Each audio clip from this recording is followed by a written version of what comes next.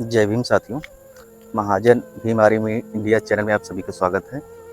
आज हमारे बच्चे हैं कुछ जो उनके मन में थोड़ा चल रहा है कि कुछ सवाल हमसे करना चाहते हैं। तो हमारे ही गांव के एक हैं, शरद कुमार इनका नाम है, जो पढ़ने लिखने में ठीक ठाक हैं। हमसे कुछ पूछना चाहते हैं। तो बाबू बताइए, आप हमसे क्या पूछना चाहते हैं? सर जी, हम आपसे ये पूछना चाहते हैं कि जो 9 अक्टूबर के बहन जी की रैली निकली थी, उसका निष्कर्ष आप बताइए मुझे। जी जी, निष्कर्ष उसका देखिए यही है। पहले तो आप सभी लोग को मैं अवगत करा देना चाहता हूँ। देखिए, बहन जी हमारी बहुत बड़ी नेता है। मैं उनका सम्मान करता हूँ और करता ही रहूँगा। जी। लेकिन जो है 9 अक्टूबर की रैली जब हुई, तो हमारे क्षेत्र के बहुत से लोगों ने, गरीब परिवार के लोगों ने अपने साधन के अनुसार हर चीज़ किए, गए वहाँ पर कि बहन जी हमारे लिए, हमारे दलित समाज के लिए इतना शोषण अत्याचार हो रहा है, उसके विषय में बोलेंगे और सरकार से सवाल करेंगे। जी, समझ रहे हैं बात को? समझ रहे हैं। और प्रेजेंट टाइम में अगर बाबू आपको हम बताएंगे, एनसीआरबी के डाटा के अनुसार आज भारत नहीं, यूपी में, हम यूपी में हैं तो हम यूपी की बात कर रहे हैं। यूपी में बीजेपी की सरकार है, यूपी की हम बात कर रहे हैं। यूपी में एनसीआरबी डाटा के अनुसार महिलाओं पर शोषण अत्याचार, युवाओं पर शोषण, रोजगार की कोई वैकेंसी है ही नहीं। कोई पेपर भी हो रहा है तो लीक हो जा रहा है, बहुत दिन बाद वैकेंसियां आ रही हैं। और बहुत से ऐसे मुद्दे हैं, उसको लेकर बहन जी का सवाल उठाना चाहिए और बीजेपी सरकार को सवाल के कटघरे में खड़ा खड़ा करना चाहिए। लेकिन बहन जी ने किया क्या? बहन जी ने जो सत्ता में नहीं है उनके खिलाफ बस आवाज की, सपा के खिलाफ, कांग्रेस के खिलाफ। और बहन जी ने आभार व्यक्त किसका की है? बीजेपी का। आज आपको हम बता रहे हैं कि आप जानते हैं कि हमारे भारत के chief justice of India BR Gavai ji, जो एक दलित समाज से आते हैं, और कोर्ट में सुनवाई के दौरान कुछ मानवादी मानसिकता के लोगों ने, वहाँ के एक वकील है, उसका किशोर करके ऐसे कुछ नाम है, उसने हमारे मुख्य न्यायाधीश जी के ऊपर जूता फेंकने का प्रयास किया। यह भी एक अपमानजनक है। बताइए, इतने बड़े सर्वोच्च, भारत के सर्वोच्च जो मुख्य न्यायाधीश, उनके ऊपर भी अगर मनुवादी हावी है प्रेजेंट टाइम में, तो आम जनता की क्या हाल होगी? इसको लेकर भी बहन जी को सवाल उठाना चाहिए। आज भारत में बेरोजगारी चरम सीमा पर है। आज हम लोग पढ़ लिख करके रोजगार के लिए, तो वैकेंसियां नहीं आ रही हैं तो हम लोग करेंगे क्या? हम भी हैं, BA MA BEd repeated seated qualified है। और ऐसे भारत में हमारी यूपी, खैर यूपी की हम बात करें, यूपी में ऐसे बहुत सी युवा हैं जो इतना पढ़ाई कर करके घूम रहे हैं, क्योंकि रोजगार है ही नहीं। अगर वैकेंसियां आती हैं तो वो कहीं पेपर लीक हो जाता है, कहीं धांधली हो जाती है, और वैकेंसियां एक आती हैं तो 4 साल बाद आती ही नहीं है। अभी टीजीटी का हम बता दे रहे हैं, जो टीचर का वैकेंसी होती है, 2021 के फॉर्म भरा गया है, 2025 चल रहा है, 4 साल हो गया, अब इसका पेपर नहीं कराया गया। उसके लिए भी अब सवाल कर सकती थी।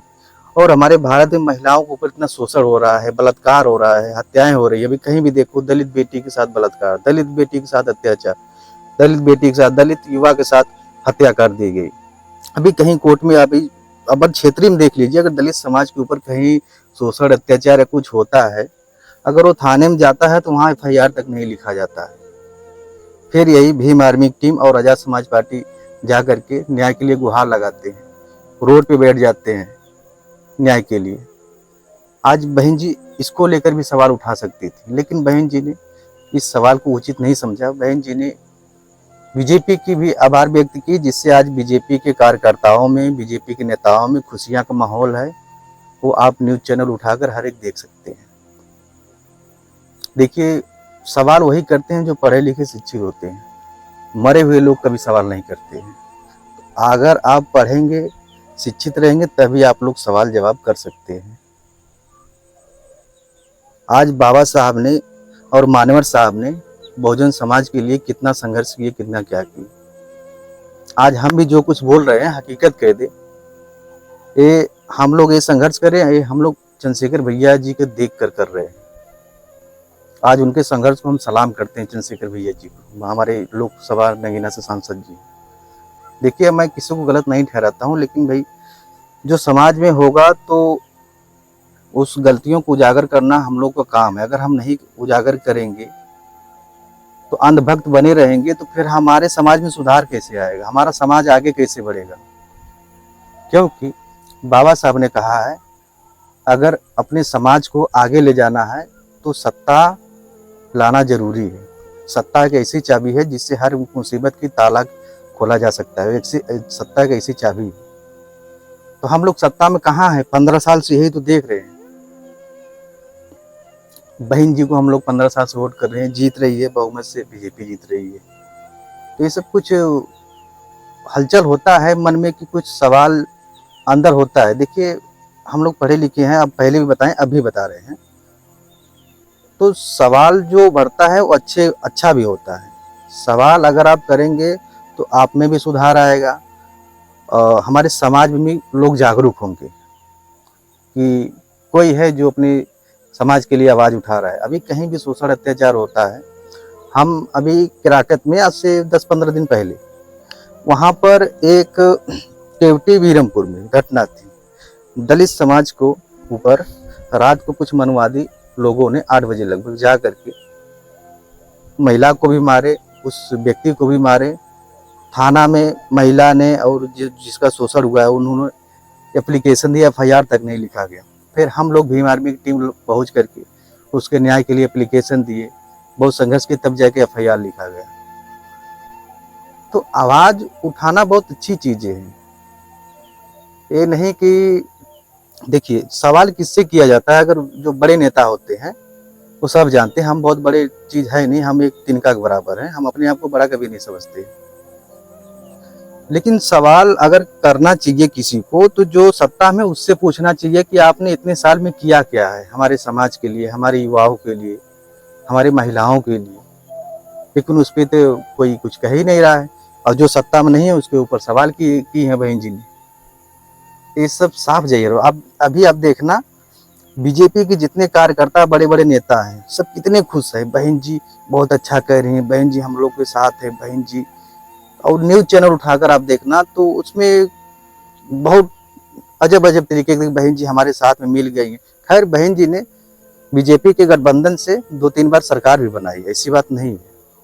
आज वर्तमान समय में भी बहन जी का जो हमारे हिसाब से है, देखिए सबकी अपनी अपनी अभिव्यक्ति होती है, तो उस हिसाब से बहन जी जिस हिसाब से बीजेपी का आभार व्यक्त किए उस हिसाब से लगता है कि आने वाले समय में बहुजनों का आवाज़ बहुत कम उठाया जाएगा। और जो क्षेत्रीय दलाल होते हैं, जो क्षेत्रीय हर एक क्षेत्र में उन लोगों को राजनीति की रोटी खाना है, वो लोग उसी का गुण गाएंगे जहाँ से उनको खाने को मिलेगा, उनको समाज से कोई मतलब नहीं है। हम जानते हैं कि हमारे क्षेत्र में हर एक क्षेत्र में हर एक विधानसभा में कुछ ऐसे दलाल हैं जो एकदम अंधभक्त पड़े हैं। उन लोगों को क्या अच्छा है क्या बुरा कोई फर्क नहीं, बस जिसका माला लेते हैं उसी का जपते हैं। पीछे चाहे किसी का बलात्कार हो जाए, रेप हो जाए, किसी की हत्या हो जाए, उनसे कोई मतलब नहीं। बस उनको क्या चाहिए, हमको सत्ता की रोटी चाहिए, प्रचार करेंगे। संघर्ष पे आइए, हमारे मान्यवर साहब ने इतना संघर्ष किया रोड से लेके हर जगह तक, तब जाके आज हम लोग इतना खुलकर जी रहे हैं। और 15 साल से हम लोग यही देख रहे हैं। ये सब बहुत अच्छी चीज़ें, रिजल्ट नहीं आया है। खैर लखनऊ का जो रैली हुआ है, फिर भी हम लोग मेहनत करेंगे, संघर्ष करेंगे, और मान्यवर साहब, बाबा साहब और महात्मा ज्योतिबा फूले और माता सावित्रीबाई फूले जी का जो मिशन है उसे आगे बढ़ाने के लिए हम लोग संकल्प लेते हैं। और आप लोग को भी संकल्प लेना पड़ेगा कि हम लोग इस मिशन को आगे तक लेकर जाएंगे, मरते दम तक। आज हम भी कहीं भी रहते हैं, मैं अपने समाज के लिए हमेशा खड़ा रहता हूँ। कहीं भी मैं तो सीधे कहता हूँ, देखिए मुझे कोई मारना चाहे मार सकता है, लेकिन मैं अपने समाज की आवाज़ हमेशा उठाता रहूँगा। अपने समाज में जो हित में है उसे मैं करूँगा, चाहे कुछ भी हो जाए। क्योंकि हम लोग बाबा साहेब के बच्चे हैं और भीम आर्मी के सच्चे सिपाही हैं। इसलिए मैं ज़्यादा कुछ नहीं कहूँगा। बाकी और कुछ सवाल आपका है तो पूछ सकते हो। नहीं, इतना बता दिए बहुत है। चलिए, आप लोग हकीकत करें, आप लोग जागरूक हो जाइए, अभी से सचेत हो जाइए।